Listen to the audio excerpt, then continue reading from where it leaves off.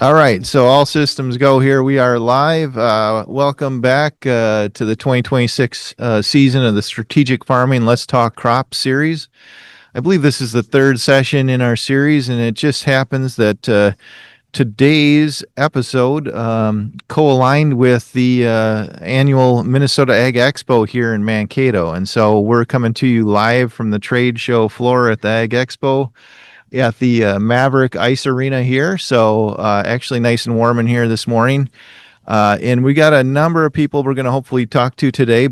Do want to give thanks here. This program is brought to you by University of Minnesota Extension, as well as generous support from the Minnesota Soybean Research and Promotion Council, as well as the Minnesota Corn Research and Promotion Council. And this is kind of their flagship annual event where they carry out a lot of their business, as well as have educational speakers and seminars, and it's also has a big trade show. So it's a really pretty good opportunity for folks to get out and learn a little bit about their organization and perhaps participate in some of those leadership type activities. So with that, I'm Ryan Miller. I'm going to be kind of handling the some of the technical stuff here at our desk at our trade show booth. If you're out here at the expo or headed down, stop in the next hour and say hi. We are here.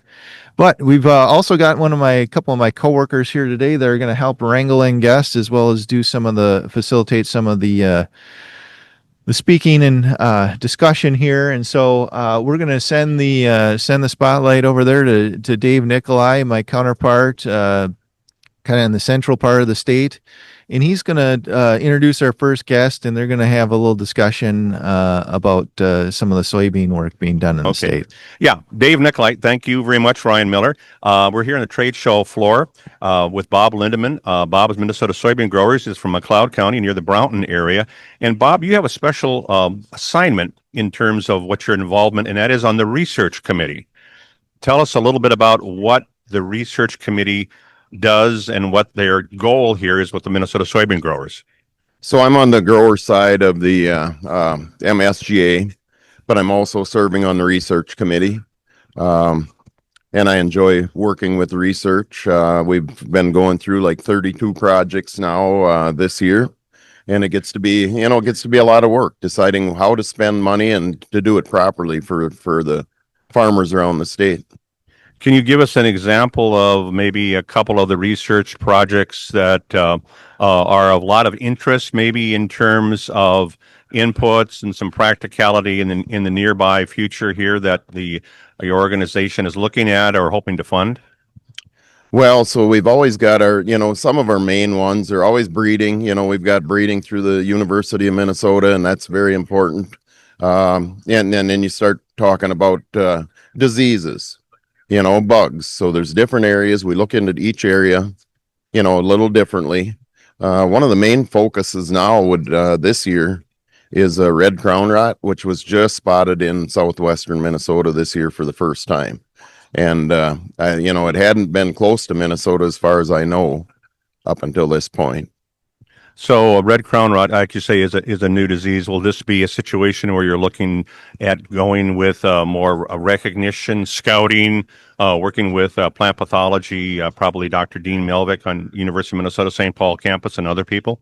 It sure is. I believe there's a project turned in by Dean Melvick, and I would say, we haven't funded these projects yet, but I'm guessing that might be at the top of our priority list, just because it is a new disease and it can really wipe out a lot of yield. All right, very good. Anything else that you'd like to tell us about the committee? Are you active all year long, or do you have special times of the year that you're involved in reviewing these projects and making monetary awards, etc.?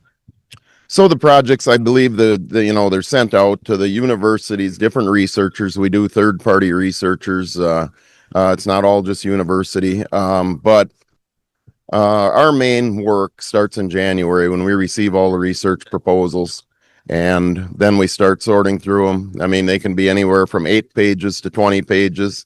So you're going through 32 projects with 20 pages it takes a little time.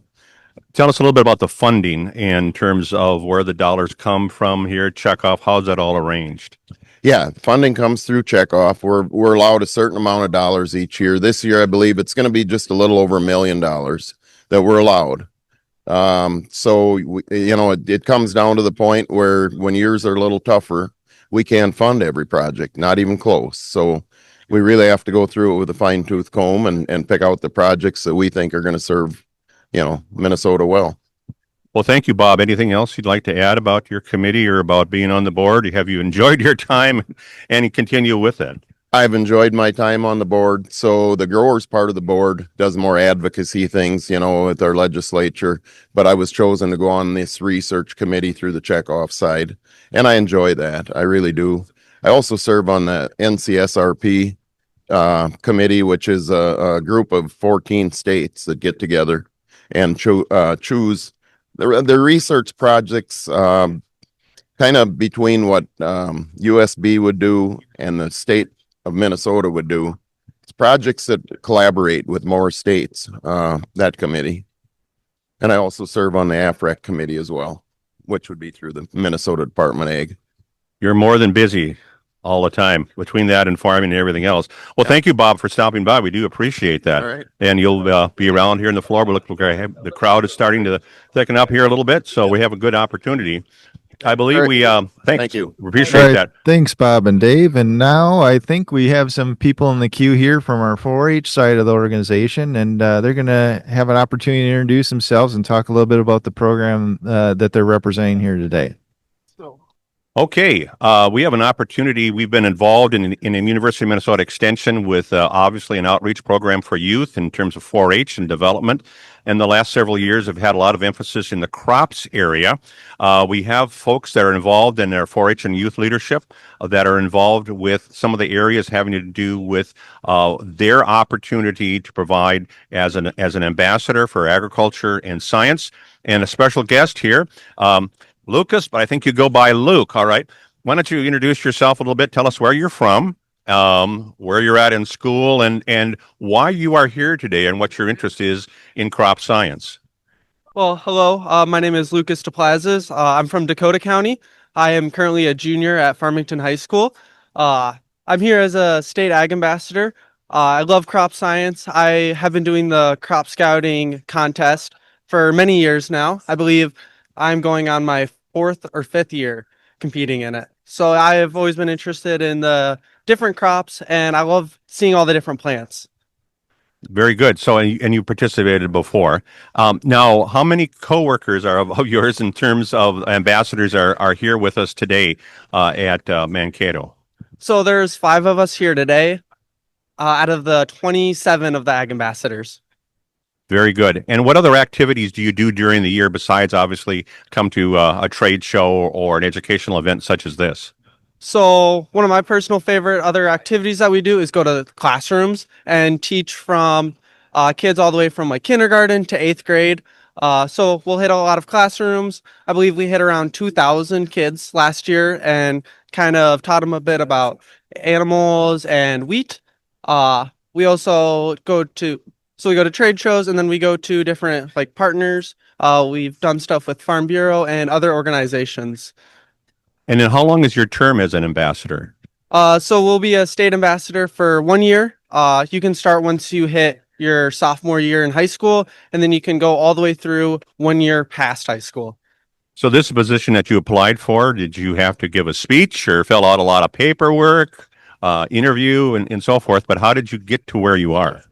So there was an process with giving your resume, giving kind of some short answers and an essay question. I did that last year. I thought it was a lot of fun. It was a lot of things I kind of had known about myself, and then some things I had to kind of think deeper on. And then this year, as a returning ag ambassador, it was a little bit different with some different questions asking you what you want to bring back into it or what you want to further in. So a lot of different activities, and then some leadership things that we went through for some training and all of that. So what have you learned so far since you've been here? Now, were you here yesterday? I was not. Okay. So what do you hope to learn here at the trade show in terms of that? And then what else are you doing in terms of an outreach situation? So I hope to meet some new people today, talk to some new faces, kind of get 4-H involved and show that everyone has a place in it. Very good. Very good. and I think we'll have a chance maybe to visit with some of your other folks here as well. I think we have one other person at least to come on up here. All right. I'll stop back here a little bit, a little closer in here into the camera in there. And Brian, you can help me. You can adjust things here. Greta and Abby, you want to talk a little bit about where you're from and why you're here today and what you hope to learn? So I'm from Olmsted County by our fairgrounds. We have a big corn tower. I'm here today to just kind of see what's going on in the Ag Expo and represent our Ag Ambassador team and 4-H as a whole.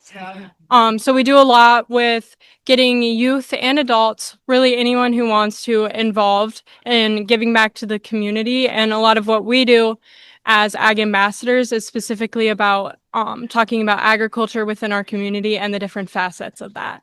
Very good. And Abby? I would say I'm personally here to learn. I'm from Dakota County. Sorry, should have led with that. We have a big rabbit project at our county. And I don't know what I'm here to learn. I'm just here to learn. Okay, good opportunity. A lot of businesses and agribusiness, plus educational government organizations around here, and other talks and things as well. Thank you, Abby, for stopping by. We appreciate that.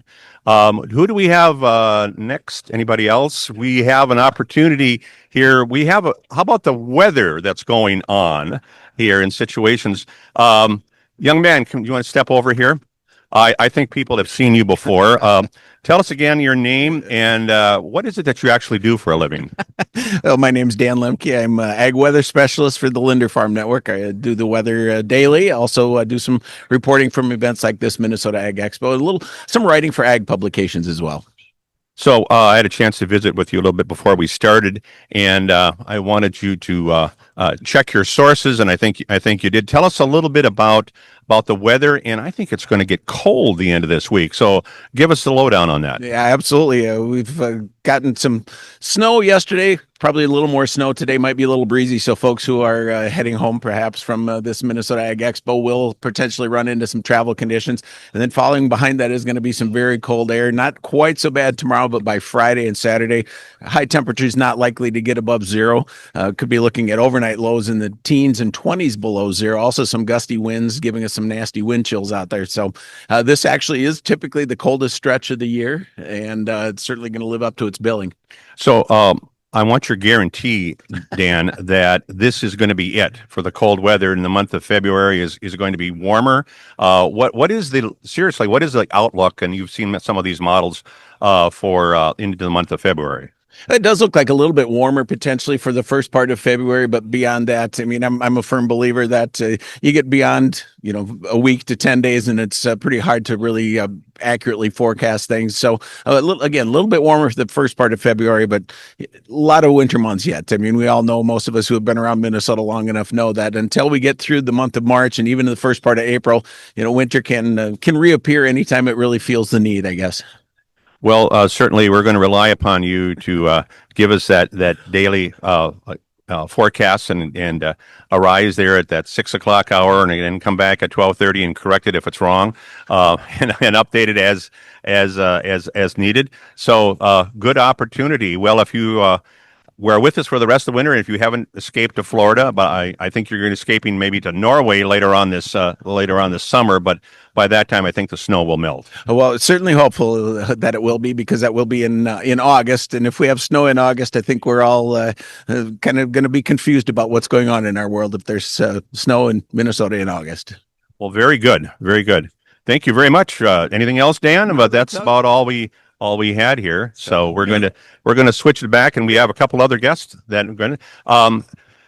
We have a representative from the Southern Research and Outreach Center at Waseca, Mr. Jeff Vetch. Why don't you tell the folks a little bit about what your position is at Waseca, and what you do and when you do it?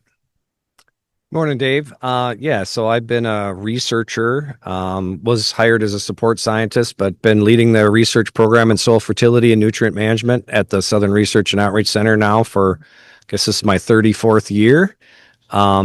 Seen a lot of interesting projects that we've collaborated with a lot of our state specialists, Still enjoy that and working with their grad students. Focus my research on nitrogen management, but dabble in sulfur and phosphorus and potassium as well. Now, recently, we've had an opportunity for an educational session at Waseca for both growers and ag professionals and Minnesota soybean growers. We're supportive of that financially for a lot of the growers and farmers that came in. But you gave a talk. Okay, can you summarize that a little bit? What are some of the high points and so forth of messages that you allowed people to hear from yourself at Waseca here recently in terms of primarily here we're talking about last year's research and prior to that? Yeah, so I focused on three studies, two that I've been working on or collaborating with Fabian Fernandez, our state nitrogen management specialist. One of those is the long-term nitrogen study that is funded by AFREC, or the fertilizer checkoff, where we're looking at nitrogen management across 6 locations in the state of Minnesota, recognizing that we have very different soils, from the glacial tills in south central and western Minnesota to the coarse textured irrigated sands at Becker and the loess soils in southeast Minnesota and the valley at Crookston. So I talked a little bit about some of the recent results from that study. What we see is south central Minnesota seems to need more nitrogen than we do in southeast and in southwest, and that is not that unusual. But at the same time, trying to identify the soil physical and chemical properties that result or help explain why those needs are different. The other study that we talked about, or the other 2 studies that we talked about, one was a study that's funded by the corn growers, and they also help support our Winter Crops Day and that Ag Professional Research Update. And that was a study that Fabian started a few years ago, looking at the differences between anhydrous and urea in the spring. And we know that some people, I don't want to use anhydrous in the spring, but we know that anhydrous is probably our most stable nitrogen source. And especially in the southern third or quarter of the state, those are the counties that are really seeing the more increased rainfall over the last 30 to 50 years, especially in the spring. And that increased spring rainfall is what drives nitrogen loss. And so when we look at that project over the last 2 years, 3 of the 4 sites at Waseca, or 2 of the 3 sites at Waseca, anhydrous in the spring was superior to urea. And that's just because it sticks around better in those wet springs, and the last 2 springs have been wet. In that study, we're also looking at a whole plethora of things in the fall, or nitrogen management sources, combinations, placements. And that's a little bit more complicated situation. We're also doing that study at Lamberton, where it's a glacial till soil, but it's also a little bit drier. And urea and anhydrous have kind of performed better there, more consistent. The last study that I talked about was our drainage study, which currently we are looking at the difference between a corn for grain cropping system and a corn for silage, and whether a cover crop is a good idea following corn silage to help mitigate nitrogen loss in tile drainage. And what we found in the 4 years that that's been going on, funded by the AFREC, is that yes, a cereal rye cover crop has been fairly effective 3 out of the 4 years at reducing the nitrogen losses in tile drainage, and really has had no impact on silage corn production the subsequent year after. And the other thing that's been very fascinating in that study is we found that we generally need less nitrogen. About 180 pounds was more than adequate for corn grown for silage, where we had corn grown for grain on the exact same site, we needed about 40, and in some cases even slightly more pounds of nitrogen than that to optimize production. Well, one of the concerns people have is economics right now in terms of inputs and so forth. So kind of to close off this part of the interview, what recommendations do you have for growers if perhaps they haven't applied their nitrogen already, or maybe they're still in the southeast part of the state or other areas? What are some tools, some things to keep in mind to finalize those so you're the most economical in terms of the input in terms of this 2026 season? Yeah, well, I think in our area here in South Central and probably in Southwest, the fall conditions were ideal. So I think a lot of fall anhydrous got applied. But if you don't do fall N, or you don't have fall manure and you're going to put N on in the spring, I mean, urea is still a good and one of our most dominant sources. on some of these fields that are more poorly drained, if you want to take the time and you have the option with the right retailer and you can put in hydroson, it is likely to be more consistent, and especially in fields that have poor drainage in south central Minnesota or are just plain wetter. In southeast, we see probably mostly urea. Split application might be superior, but it's not going to be year after year after year. We see an advantage for split application in southeast Minnesota about 20% of the time on medium and fine textured soils. But recognize that there are some fields all around the state that have portions of the field that have coarse textured soils. So if you have managed some of those fields that have either shallow depth to bedrock or coarse textured soils in them, try to manage those areas separately and use the recommendations and guidelines and application techniques for coarse textured soils if some of the fields have coarse textured soils. Last question about rate of nitrogen. What do we have for tools out there, and what kind of credit should we give on a corn soybean rotation back for those soybeans? Any, just sky summary numbers here. Yeah, so the corn N rate calculator, which you can find on the web, it has a separate calculation or table for both corn after corn and corn after soybeans. So it takes that soybean credit into place and gives you that credit based on having its own database or own table. So use that. Our recommendation for corn after soybeans generally is in that 135 to 155 pounds of N per acre. Nitrogen is the price ratio is a little bit off now. We got nitrogen at 60 to 65 cents per pound, and corn's only about 4.25 to 4.50. So that makes that suggestion maybe a little bit on the lower side of that rate that rate range. And then for corn after corn, our MRTN is around 175, and our recommended range is usually 165 to 190. And I would be on the high side on the more poorly drained soils, and in the medium or lower end of that range for the well-drained soils, and as you move west into the western part of the state. Well, thank you very much, Jeff. That's excellent information. We do appreciate you stopping by. Hope you have a chance also to see us on the trade show. Good exhibits. Yes, a little advertisement here. A couple of things coming up here at the University of Minnesota, the Nutrient Management Conference and a Nitrogen Management Conference. Can you summarize some of those events?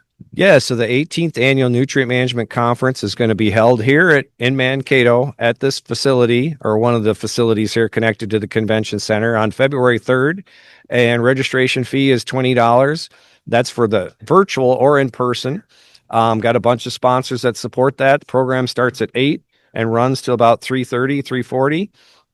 And we've got specialists not only from the state of Minnesota, but a few members from across the country and other people from industry that help put that program on.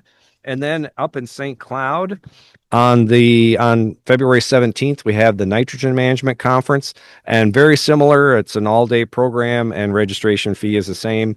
And both of those conferences are supported by several sponsors: AFREC, the Department of Ag, Minnesota Ag Fertilizer Research and Education Council, Clean Water, Land and Legacy.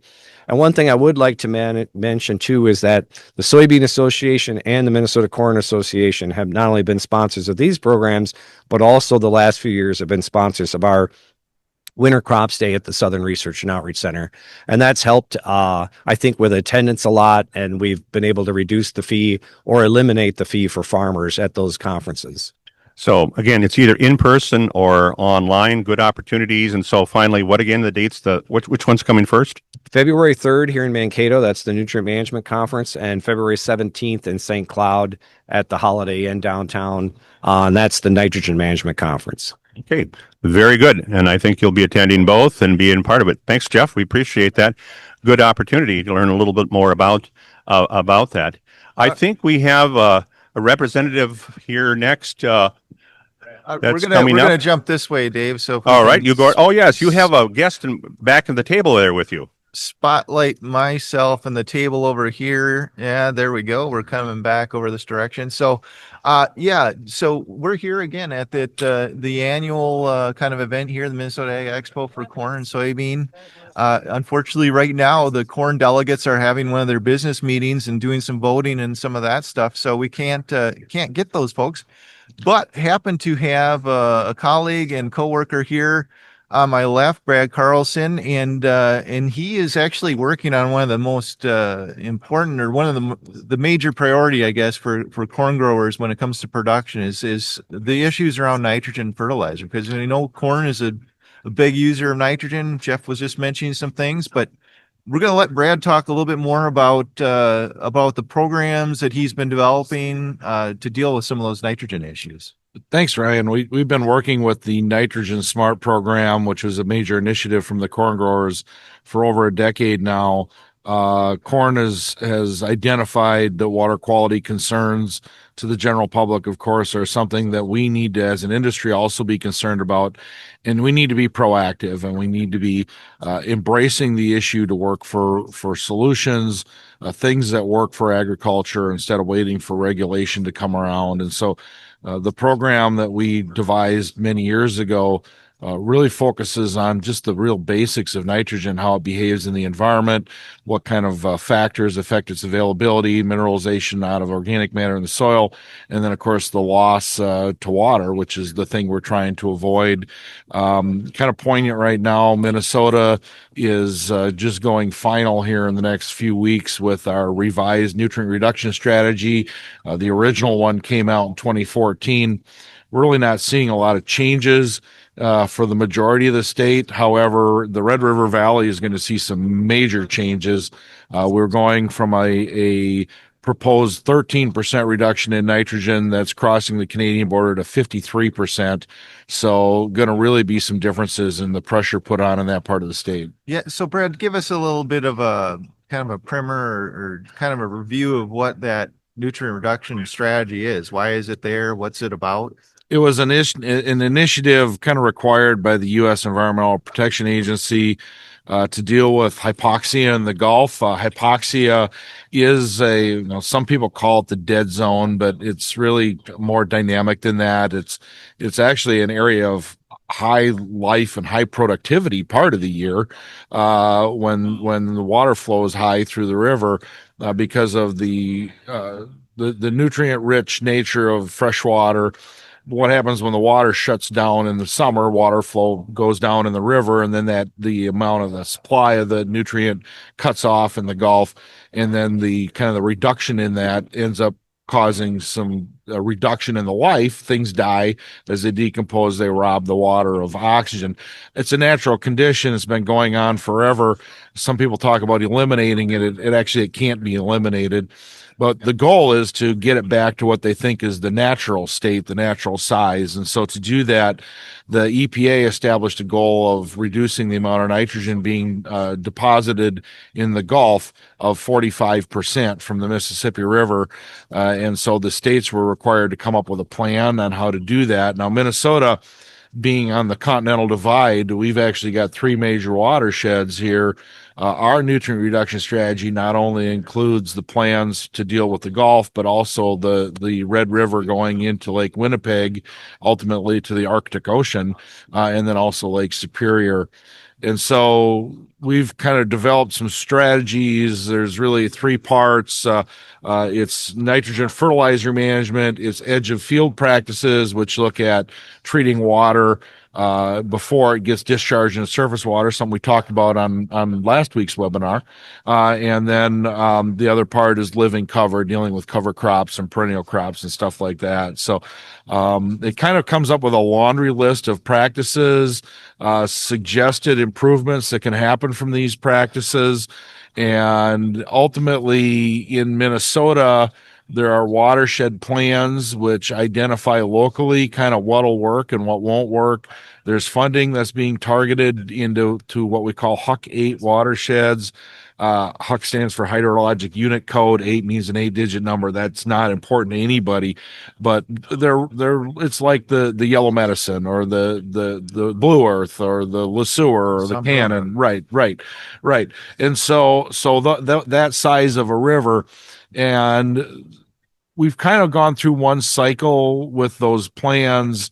In a lot of cases, a lot of that money ended up going to kind of lingering projects, things that have just been kind of out there that they haven't been able to get accomplished and paid for over the years. A lot of that stuff's been taken care of. So we're probably entering an era now where they're going to be a lot more proactive on the local level, a lot more aggressive with going out and kind of engaging farmers to start doing practices and putting practices in place. And so farmers, I think it's important right now to understand what these things are and how they work, because you're probably going to be approached about doing them and you need to decide, will they work for me? How do they work? And do they make sense economically?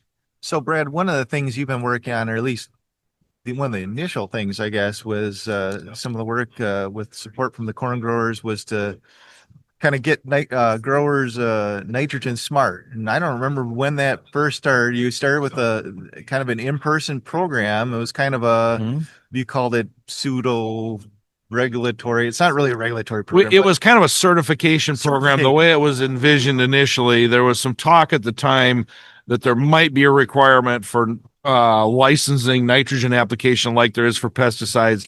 That never came to be. So we really kind of transitioned off of that certification aspect and really have just been focusing on the education parts. Okay. So, yeah. But that first step was this basic course, which was really just a review of all the fundamentals as far as how nitrogen cycles in the environment. Right. And how to maximize production, as well as some of the kind of, the nutrient reduction strategy, some of the kind of political or governmental rules around water and its governance or whatever. So it's kind of a neat program. I don't know if you're doing them in person anymore, but there is a really couple of great resources online that folks can check out. Right. So our webpage for the whole program in an overarching standpoint is we call it a Z link. So it's Z, the letter z.umn.edu and then /nitrogen smart, all one word. And you can find all of our offerings there. So in addition to that original fundamentals program, Ryan, we've developed 6 other curriculums that we call advanced nitrogen smart that focus the one called a deep dive into the 4 R's kind of takes that fundamentals and then just moves it on for another 3 hours of really in-depth discussion. The other ones focus on manure, climate, some of the conservation stuff and so forth. So those are available as online courses. You can take that anytime. So the fundamentals course, we still offer that when we get requested. There probably will be a couple of them this winter. But the advanced courses we still offer in a 2-day long, what we call nitrogen college. Don't exactly have the details lined up yet. We're really close, but I hate to throw it out there. You can go to that webpage. It'll be all on that webpage. We're kind of focusing on the probably the second week of February in the St. Cloud area and the last week of February in the Mankato area. That's what we're thinking. And then we've customized some of our other offerings regionally. So this year we're going to be doing a couple of events in Northwest Minnesota. As I mentioned, there's really some aggressive new goals for the Northwest. So we're going to just call this one N in the NW. And that will be on January 30th in the afternoon in Roseau following pesticide safety education. And February 13th, we're going to be in Thief River Falls in the morning prior to pesticide safety education. We know that farmers in the Northwest get asked to travel long distances. And so we're trying to team up with other programs and events you're already going to, not make you drive another 2 hours to something special. So we're going to do those events. And then we're going to be doing dealing with some of the unique issues relative to Southeast Minnesota and some of the stuff going on there. That's going to be probably at the end of February and early March. Okay, excellent. And, maybe mention too, for folks really interested in nutrient management and nitrogen topics, you guys have a pretty interesting, innovative podcast. If you're into podcasts, Right. it's a great source for information. Right. So the nutrient management group that we have in Minnesota, we've actually been producing a podcast for many years. And so those come out regularly on a real wide variety of topics. However, starting about 2 years ago, we also transitioned the Nitrogen Smart curricula to a very specific podcast we call Advancing Nitrogen Smart. Just dealing with topics, portions of the stuff we cover. What's fascinating is this is a little bit of inside pool for us as educators. We'll look at a PowerPoint and say it's about 1 slide per minute. So if you take 10 slides, it should take you about 10 minutes to deliver that. We're taking about 10 slides for these podcasts, and it's taking us about 40 minutes to talk about those things. So we are really getting in depth with a lot of the nuance on this stuff. And so if that interests you, yeah, check out, again, our webpage is z.umn.edu/nitrogen smart. And we've got, you can find all those podcasts. And then we've also been doing some of the little short clip videos. I don't think we're on TikTok, but we put them out on Facebook and other places. They're available on the web and so forth too. So we call those nitrogen nuggets. So Brad, I might fall over and die if I ever see you on TikTok doing some kind of interpretive TikTok. Oh, there will be no dancing. There will be no dancing. Yeah. This is So anyways, looking forward. I know you got a couple in the works, interesting topics. One with the variable rate and another one on the biological side of nitrogen and nitrogen Right. fixation. That kind right. of thing. Those are a couple of shorter ones that only take about an hour. The variable rate thing has never really developed the way we thought it would. So we thought, well, let's just talk for an hour, kind of what we know. We do have a lot of take-home lessons on that topic. Similarly, biologicals, an area there's been a ton of interest in, a ton of products out there, but not a ton of results. So Dan does have a session on that one that he's been doing that kind of goes through what our research has been to this point. The thing about biologicals we keep saying is some of the science there really is sound. It's just that the performance hasn't been there. So we really think eventually these products will probably work. So it's important to kind of keep up on that. All right, excellent. Thank you, Brad. And we're going to switch the camera back over to Dave. We've acquired a couple more guests here to interview here on the trade show floor. So I'm going to mute and turn it back to Dave there. Okay. Thank you very much, Ryan. Appreciate the opportunity. We're here with a very special guest, Corey Hansen. Corey is from the Norman area, and Corey has a very important job here with Minnesota soybean growers, chairing a committee. You want to tell the folks a little bit about what that committee is and the functions of the committee? Yeah, I happen to chair the research and part of a research team of the Research and Promotion Council. The other day we looked at 33 proposals for about $1.8 million worth, and going to try to whittle that down into about $1 million or a little bit less budget. And it's a difficult job. Yeah, a lot of those proposals come from a lot of different sources. I mean, obviously, some of them are from obviously the University of Minnesota, but there are others from outside of the University of Minnesota, are there not, in terms of that? So it's spread around the state in terms of opportunities. Yes, it is. It's spread around the state. We have University of Minnesota gets a portion of it. We wholeheartedly support the breeding program, a fertilizer program, and weed sciences. We support them. We also support, with, like you say, through several smaller individual type programs. We also got some proposals this year from out of state where Minnesota is partnering with South Dakota State. Minnesota is partnering with North Dakota State. Minnesota is partnering with Wisconsin. So it's very interesting to see those partnerships. And there's a proposal that's partnering Minnesota corn and Minnesota soybean for the first time that I can remember. But yeah, I've been on the team now for 18 years. So it's kind of becoming old hat, but it's, as a chairman, the first year, it's a lot or more responsibility and understanding of what's going on. You mentioned that you have quite a few applications. How do you prioritize those, or what do you do as a committee? What are some of the methods that you set the bar, so to speak? Are you looking for certain things depending upon the year, the economics, but what drives the committee in terms of say, well, this is the kind of area or the emphasis that we want to have at this point in time, but what's that process like? Well, first of all, it starts at the farm. Farmers have problems or complaints. I go to county meetings, not only my only county meeting, but several of them. And I have the Northwest region or north half of the state. Or third of the state, I should say. So I try to make as many of those county meetings and ask what's problems out there.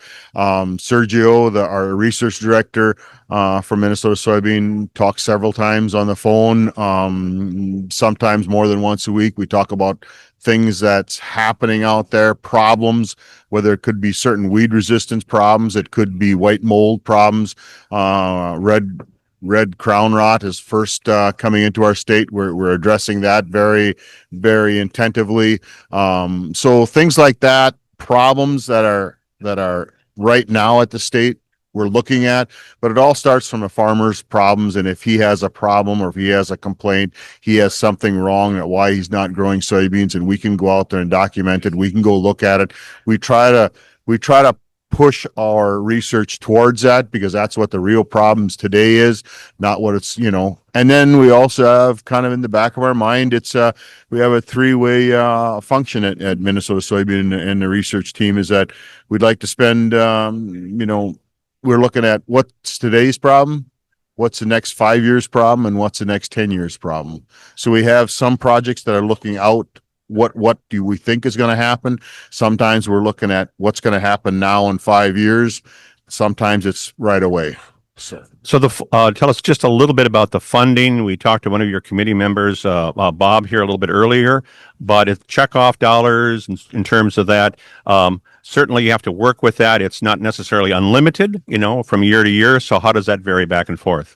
No, it's not unlimited. I don't know the exact percentage research team gets of the whole check off budget, but our budget has been in high, as I can remember, some over 2 million.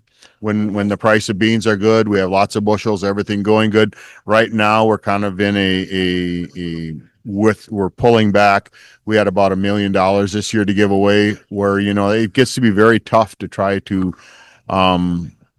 prioritize projects and prioritize things and what is needed, what is something that we'd like to see, and what is something, hey, that's a really cool idea, but we just don't have the funding this year, maybe next year projects. So, commodity prices dictate part of this as well, in terms of that and the volume, don't they? Yes, commodity prices, we get 0.5% on the beans gets taken onto the checkoff, and then basically USB, or our national organization, gets half of that, and Minnesota Soybean gets the other. Research and Promotion Council gets the other half of that. And amongst that, we've got to divvy it out between new uses. We have a communications team. We have like our clean and power fuels, like our biodiesel. Trying to remember what else we have going. High impact. So, we have several different areas. Research probably taking a good share of, probably one of the larger ones, but we're still not a third of the whole budget. Certainly, besides production practices that you're funding and so forth, but there's new product development. Anything successes here lately in terms of chemistry, polymers, soy foam, etc.? Well, yeah, a couple things. First of all, I'm really happy with our breeding project this year. I think is releasing 3 new lines through the University of Minnesota, Aaron Lorenz, and cooperation with Minnesota Soybean. So we're getting a little bit of royalties back on that, which is always nice, because it always helps you look into the future. And we're helped. We always are proud to support the breeding program. New uses, yeah, we just got done 2025 with 300 5-gallon pails of soy foam. It's a great product. It's just come out. We did it, released it last year. It's come out through a company down in Georgia. But basically it's foam. You use it as standard operating firefighting foam. You can put it in, but it's biodegradable. It's no PFAS, which causes cancer causing agents. So, not only about when the firefighters are using it, They don't have to worry about cancer. If they happen to get squirted in a fire, that it's blast back on them. Yes, they have protective clothing, but if it happens to run down or something like that, or to get it on themselves, it's not going to hurt them. And I think one of the greater part of it is that the environmental friendliness is that we don't have to go excavate dirt up from that because of the foam they're using. They might have to do it because of something else, but they're not taking it up because of the foam we're getting them to smother the fire so they can use it with less water. It's like a wetting agent. Okay. Very good. Any last things, Corey? Anything about, we were just talking about farming in your area and weeds here a little bit earlier. Tell us a little about your operation and what it looks like here for 2026. Well, our farm is in north central Norman County, which is northwest corner of Minnesota. It doesn't look good. Put cash flows together, it's not happening. But you're gonna have to put it together. My theory is that basically I still am going to raise some wheat. I'm still going to raise some corn. I'm still going to raise some beans. We also got livestock cattle, and we only got 30 of them. We're down from about 90 just because I'm alone. I'm 61. My dad's 92 and he, can't hardly help no more. So, I mean, I can't take care of 92 cows, 90 cows by myself, calving and summertime and haymaking besides keep the crops going. So we're dropped down to about 30 there. So it's looking good. It's, that looks like it's a great profit. Once again, they've been paid for many years. I mean, Dad started back in the 50s with cattle. Yeah, certainly diversification is going to be key as we go forward here in the cattle market. I know has been good, depending upon obviously which side you're on an opportunity with that. But you're more, like you say, corn, soybeans, wheat, not necessarily in sugar beets, but you don't have to go too far from you to get into those areas as well. No, neighbors got sugar beets. We just never got wound up into them and invested in it. Not because it wasn't bad. It's basically because when we have cattle, we're already busy throughout the summer. The times of spraying doesn't work out. The lifting times don't work out. And there's part of me that does like my nights versus working all night long lifting sugar beets. And I'm not saying anything bad about it. I'm just saying is that I kind of enjoy my sleep a little more than maybe somebody else does, and my rest at least for 6 hours at night. Well, we're really lucky that the fact that you do have enough time yet, and you're serving on the Minnesota Soybean Association and the Growers Group and the research committee. That's very helpful. I mean, in terms of that. So it's you give of your time to it helps the whole industry here in the state of Minnesota in terms of that. So thank you very much, Corey. We appreciate your stopping by and visiting here, and hopefully we're getting a few more folks going through here at the trade show. And if you haven't, opportunity, stop by today and learn more about it. Yes, please do. Great trade show here yesterday. Please stop by today. We're raffling off at our Minnesota soybean booth a fish house, but they also have a game where if you can get the wiffle ball to hit certain areas in the goal with a plastic hockey stick, you get a prize. So it's a lot of fun too, and I always enjoy because I enjoy coming back every year and meeting the people I've seen before and things like that. So all right, well, thank you very much, Corey. Appreciate that. Well, we're going to move on here to our next. We're going to jump over here, Dave. All right, sounds good. Over here, and we actually have a question that came up before our next guest comes on. We're going to just address this question that came in, and it has to do with if we were to reduce the nitrogen load by 45%, is there any proof they'd restore the hypoxic zone? Well, Eliminate yeah. So like I mentioned, Ryan, you can't eliminate the hypoxic zone. The goal is to just shrink it back to what was the natural size. I think it's important to recognize that the Gulf Hypoxia Action Plan that was put out by the EPA is almost like a Supreme Court decision. There's a majority opinion and there's a dissenting opinion. And so if you really want, you can look that up and you can read the dissenting opinion. The majority opinion was 45%. And it's way too complicated of a topic to get into briefly here. I guess what I would say is there's been theorized that maybe it doesn't need that much. Some people think it needs higher than that. It's also been theorized that maybe a lot of the nitrogen in the high parts of the watershed in the upper Midwest, Minnesota, Wisconsin, isn't actually reaching the Gulf. I don't think we've decided. I mean, nitrate doesn't identify itself in the river as far as where it came from.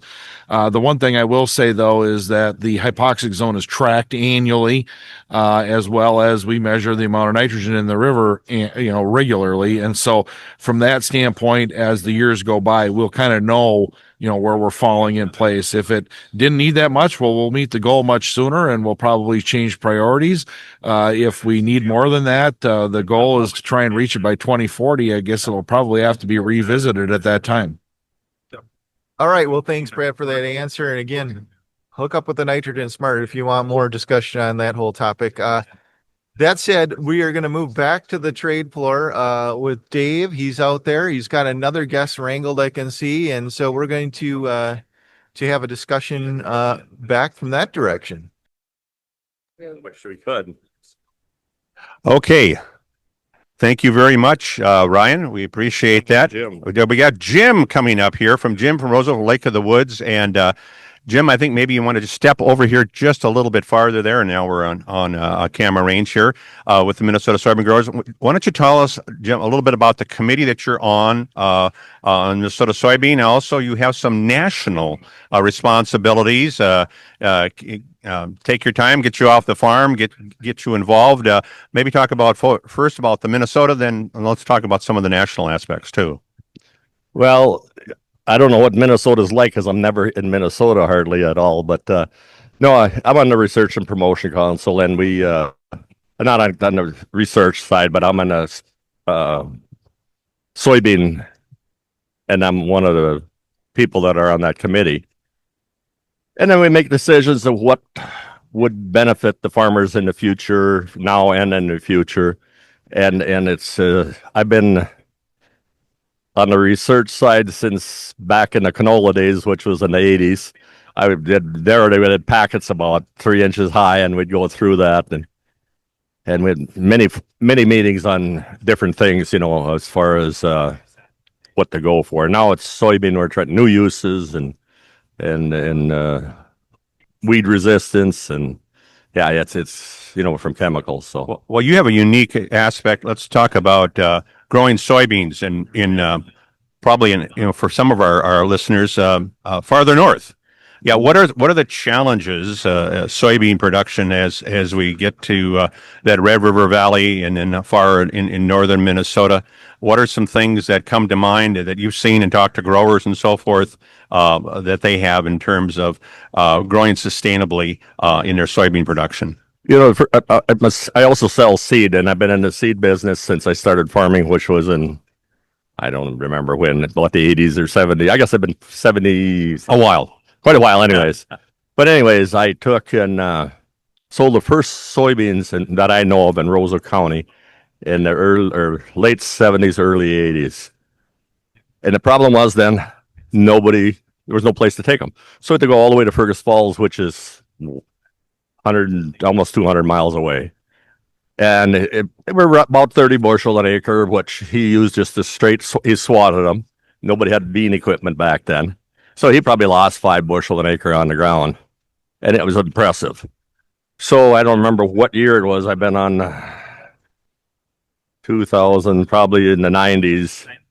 Soybeans finally took hold. So back then I had test plots. I did it with seed companies. I says, you give me 10 bags of seed and I'll seed test plots for you. So that went there, and then phomopsis and a bunch of different white mold and issues with different varieties. So that was really interesting. So I was really like, oh, we got to keep doing this research to find different varieties and stuff. And the cold weather, now people, because of the weather change, are raising all the way up to 03s. I think they're nuts, but whatever. It's up to them. But yeah, last year, a friend of mine put some in. He had ryegrass. He put him in first part of June.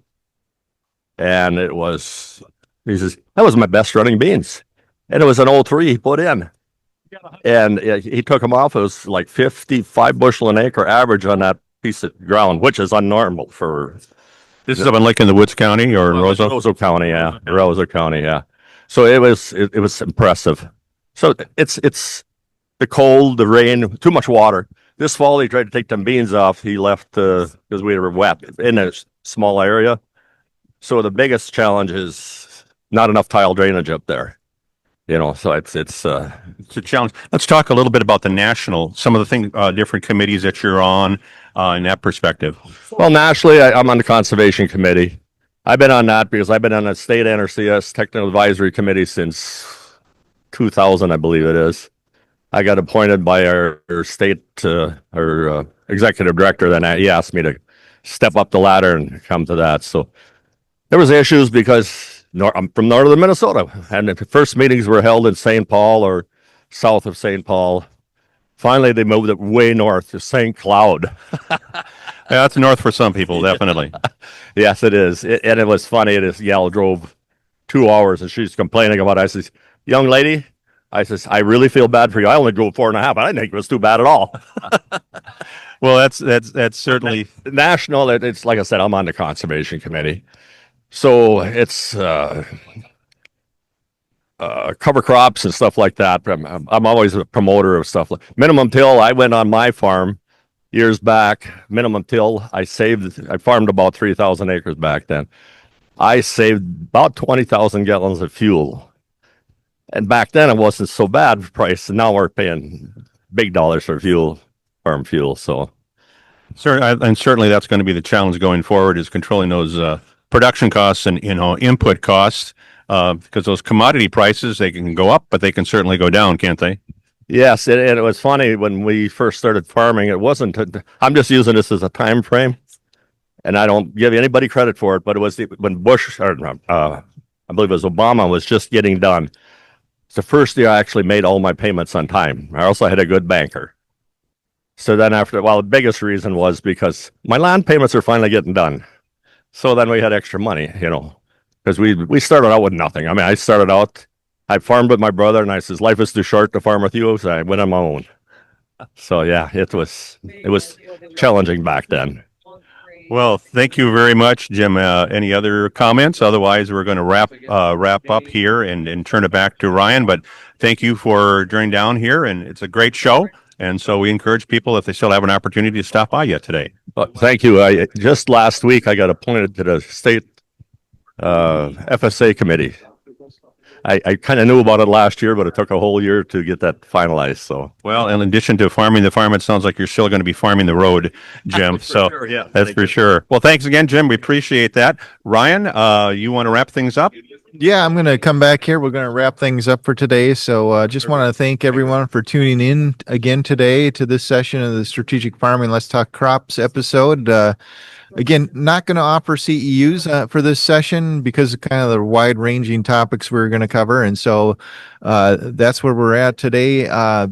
Do want to encourage you, though, if you don't get the opportunity to get down here this year to the Minnesota Ag Expo annually, it is in this time period every January.